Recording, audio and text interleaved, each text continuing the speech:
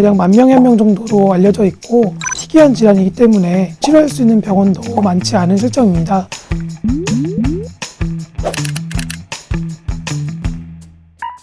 안녕하세요. 서울아산병원 성형외과 정우식입니다. 소위증이 희귀한 질환이고 평소에 접하지 못한 경우가 많기 때문에 오늘은 소위증 환아 및 그 부모님들 그리고 일반인 분들에게 소위증에 대해서 안내하고 치료 방법을 소개하고자 합니다. 뭔데?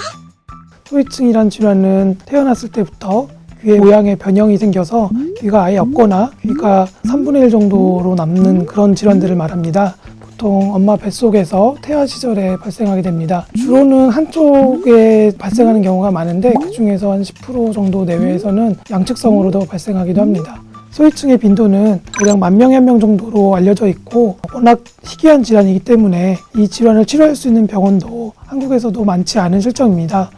뭔데? 소위증을 가진 하나들은 외모에 대한 자신감이 좀 떨어지기 때문에 본인의 귀가 노출되는 것을 좀 꺼리는 경향이 있습니다. 머리를 이제 한쪽으로 가려서 귀가 노출되지 않는 친구들도 많이 있고, 안경을 착용할 일이 생겼을 때 안경 거리가 소위증 부위에 걸리지 않기 때문에 안경 착용에도 좀 어려움을 겪기도 하고요. 특히 요즘 같은 시기에는 매일 마스크를 착용하게 되는데 마스크도 귀에 직접 걸 수 없기 때문에 헤어밴드나 머리핀을 이용해서 착용하는 불편함을 겪게 됩니다. 소위증과 청력질환이 반드시 동반되지는 않습니다. 소위증은 귀를 만드는 연골과 피부의 문제이기 때문에 단순히 소위증만 있고 청력은 정상인 경우도 종종 있습니다. 어릴 때 이제 소아과나 이비인후과에서 청력 검사를 진행하게 되고 동반된 청력 질환이 있는지 추가적인 검사를 하게 됩니다. 뭔데? 수술을 하게 되면 귀의 성장에 좀 영향을 줄 수 있기 때문에요. 어느 정도 성장이 끝난 뒤에 하는 게 좀 더 유리하다고 할 수 있습니다. 그래서 최근 트렌드는 만 10세경 정도부터 수술을 시작하는 게 더 많은 것 같습니다. 만 10세가 되면 성인의 한 93%, 95% 정도까지 성장이 완료가 됐다고 생각하시면 됩니다. 최근에는 가슴에 있는 연골을 이용한 귀 재건 수술을 많이 하기 때문에 이런 경우에는 가슴 둘레의 성장도 함께 고려를 해야 됩니다. 성장하면서 가슴 모양이 변형이 생길 수 있기 때문에 가슴 둘레가 60cm 이상이 된 경우에 시행하게 됩니다. 뭔데? 크게 귓바퀴 모양을 만들게 되는데 이 귓바퀴 안쪽에 있는 작은 귀 모양들도 함께 만들어서 최대한 원래 모양의 특징점들을 잘 가질 수 있게 도와줍니다. 모양이 밖에 잘 드러날 수 있을 때까지 3개월에서 6개월 정도 기다려서 그 다음에 2차 수술을 시행하게 되는데 2차 수술을 하는 이유는 귀가 이렇게 각도가 이루어져야 되는데요.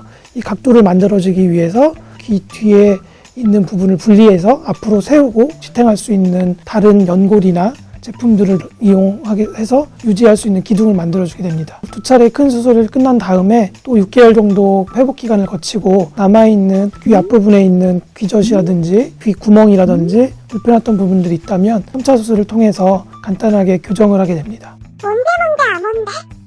소위증 환자들 중에서는 어릴 때 그 소위증 치료에 대한 기회를 놓쳐서 성인까지 지속적으로 불편함을 감수하고 계신 분들도 있습니다. 이런 경우에는 어른이 되어서도 소위증 개선을 위한 수술을 진행해 볼 수 있겠고, 또 소위증의 원인이 꼭 선천적인 것뿐만 아니라 종양 수술 후에 제거된 경우, 또 외상으로 다치거나 화상 등으로 인해서 귀가 없어진 부분들도 있기 때문에 이런 경우라면 성인에서도 치료를 할 수 있겠습니다. 성인의 경우에는 본인의 가슴 연골이 딱딱하게 굳어 있어서 본인 늑연골을 이용한 귀 재건이 어려울 수도 있고, 그런 경우라면 부분자 합성물로 이루어진 제품을 이용해서 귀 재건을 시행해 볼 수 있습니다. 보통 수술하고 나서 한두 달 정도는 외부 충격이나 피부 손상에 위험할 수 있기 때문에 주의가 필요합니다. 병원 방문을 좀 자주 하면서 경과 관찰을 하는 게 중요하겠습니다. 뭔데?